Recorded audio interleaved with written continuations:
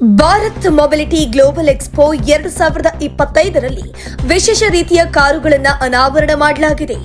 ಈ ಮೂಲಕ ಭಾರತೀಯರು ಬಹಳ ಸಂತಸ ಹೊರಹಾಕ್ತಿದ್ದಾರೆ.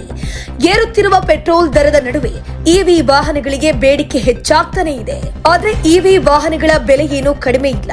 ಈ ಎಲ್ಲ ಬೆಳವಣಿಗೆಯ ಜೊತೆಗೆ ದೇಶದ ಬಡವರು ಖರೀದಿ ಮಾಡಬಹುದಾದ ಕಾರನ್ನ ಅನಾವರಣ ಮಾಡಲಾಗಿದೆ. ಈ ಕಾರು 250 ಕಿಲೋಮೀಟರ್ ರೇಂಜ್ ನೀಡಲಿದೆ. ಹೌದು, ಭಾರತದ ಮೊದಲ ಸೌರಶಕ್ತಿ ಚಾಲಿತ ಇವಿ ವಾಹನವನ್ನ ಅನಾವರಣ ಮಾಡಲಾಗಿದೆ. ಇದರ ಹೆಸರು ಇವಿಎ ಅನ್ನ ಶನಿವಾರ ಭಾರತ್ ಮೊಬಿಲಿಟಿ ಗ್ಲೋಬಲ್ ಎಕ್ಸ್ಪೋ 2025ರಲ್ಲಿ ಪರಿಚಯಿಸಲಾಯಿತು. ಇವಿಎ ಅನ್ನ 3 ವಿಭಿನ್ನ ಆಯ್ಕೆಗಳಲ್ಲಿ ಬಿಡುಗಡೆ ಮಾಡಲಾಗಿದೆ.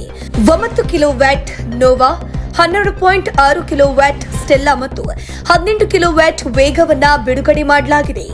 ವಾಹನದ ಬೆಲೆ ವೇರಿಯಂಟ್ ಅವಲಂಬಿಸಿ ರೂಪಾಯಿ 3.25 ಲಕ್ಷದಿಂದ ರೂಪಾಯಿ 6 ಲಕ್ಷ ಶೋರೂಮ್ ದರ ಇರಲಿದೆ. ಇದು 2 ಸೀಟರ್ ಕಾರು ಆಗಿರಲಿದೆ. ಈ ಕಾರ್ಯಕ್ರಮದಲ್ಲಿ ಮಾತನಾಡಿದ ವೇವ್ ಮೊಬಿಲಿಟಿಯ ಮುಖ್ಯ ಕಾರ್ಯನಿರ್ವಾಹಕ ಅಧಿಕಾರಿ ನಿಲೇಶ್ ಬಜಾಜ್, ಇವ ಕೇವಲ ಕಾರಲ್ಲ, ವೇವ್ ಮೊಬಿಲಿಟಿಯಲ್ಲಿ ನಾವು ಆಟೋಮೊಬೈಲ್ಗಳು ಮತ್ತು ಶಕ್ತಿಯ ಬಗ್ಗೆ ಹೇಗೆ ಯೋಚನೆ ಮಾಡ್ತೇವೆ ಅನ್ನೋದ್ರಲ್ಲಿ ಇದು ಒಂದು ಕ್ರಾಂತಿಕಾರಿ ಹೆಜ್ಜೆಯಾಗಿದೆ. ಇದು ಭಾರತದ ಮತ್ತು ನಮ್ಮ ನಾವೀನ್ಯತೆ, ಸುಸ್ಥಿರತೆ ಮತ್ತು ಇಂಧನ ಸ್ವಾತಂತ್ರ್ಯಕ್ಕೆ ಬದ್ಧತೆಯನ್ನ ಪ್ರತಿನಿಧಿಸುತ್ತದೆ ಅಂತ ಹೇಳಿದ್ದಾರೆ. ಕಾರ್ಯಕ್ಷಮತೆಯಲ್ಲಿ ಯಾವುದೇ ರಾಜಿ ಇಲ್ಲ. ನಮ್ಮ ಸೌರ ಫಲಕಗಳು ಮತ್ತು ವಿದ್ಯುತ್ ಮೋಟಾರ್ ನಡುವಿನ ಸಿನರ್ಜಿ ವರ್ಷಗಳ ಸಂಶೋಧನೆಯ ಪರಿಣಾಮವಾಗಿದೆ. ಇದು ಪ್ರಮುಖ ಅಂಚಿನ ಹಾರ್ಡ್ವೇರ್ ಮತ್ತು ಬುದ್ಧಿವಂತ ಸಾಫ್ಟ್ವೇರ್ನ ಏಕೀಕರಣವಾಗಿದೆ. ಕಾರ್ಯಕ್ಷಮತೆಯಲ್ಲಿ ರಾಜಿ ಮಾಡಿಕೊಳ್ಳದೆ ವಿಸ್ತೃತ ಶ್ರೇಣಿಯನ್ನ ನೀಡಲು ಇವಾಗೆ ಅವಕಾಶ ನೀಡಲಾಗಿದೆ ಎಂದು ವೇವ್ ಮೊಬಿಲಿಟಿಯ ಮುಖ್ಯ ತಂತ್ರಜ್ಞಾನ ಅಧಿಕಾರಿ ಸೌರಭ್ ಮೆಹ್ತಾ ಹೇಳಿದ್ದಾರೆ. ಇನ್ನು ಇವಾ ಪ್ರತಿ ಚಾರ್ಜ್ಗೆ 250 ಕಿಲೋಮೀಟರ್ಗಳ ರೇಂಜ್ ಅನ್ನು ಹೊಂದಿದ್ದು 70 ಕಿಲೋಮೀಟರ್ ಗರಿಷ್ಠ ವೇಗವನ್ನ ಹೊಂದಿರುತ್ತದೆ.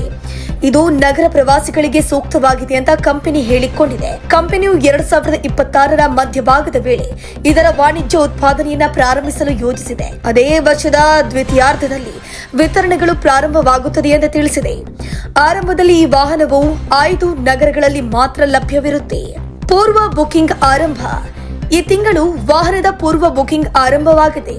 ಪ್ರಧಾನಿ ನರೇಂದ್ರ ಮೋದಿ ಅವರು ಭಾರತದ ಅತಿ ದೊಡ್ಡ mobility expo Bharat mobility global expo 2025 ಶುಕ್ರವಾರ ಉದ್ಘಾಟಿಸಿದರು. 5 ದಿನಗಳ ಈ ಎಕ್ಸ್ಪೋ 3 ಸ್ಥಳಗಳಲ್ಲಿ ನಡೆಯುತ್ತಿದೆ. ರಾಷ್ಟ್ರ ರಾಜಧಾನಿಯಲ್ಲಿರುವಂತಹ ಭಾರತ್ ಮಂಟಪ್ ಮತ್ತು ಯಶೋಭೂಮಿ ಮತ್ತು ಗ್ರೇಟರ್ ನೋಯ್ಡಾದ ಇಂಡಿಯನ್ ಎಕ್ಸ್ಪೋ ಸೆಂಟರ್ ಮತ್ತು ಮಾರ್ಕ್ನಲ್ಲಿ ಕಾರ್ಯಕ್ರಮ ಜರುಗಿದೆ. ಈ ವರ್ಷ ಎಕ್ಸ್ಪೋ ಥೀಮ್ ಗಡಿಗಳನ್ನ ಮೀರಿ ಭವಿಷ್ಯದ ಆಟೋಮೋಟಿವ್ ಮೌಲ್ಯ ಸರಪಳಿಯನ್ನ ಸಹ ರಚಿಸುವುದು ಎಂಬುದಾಗಿದೆ.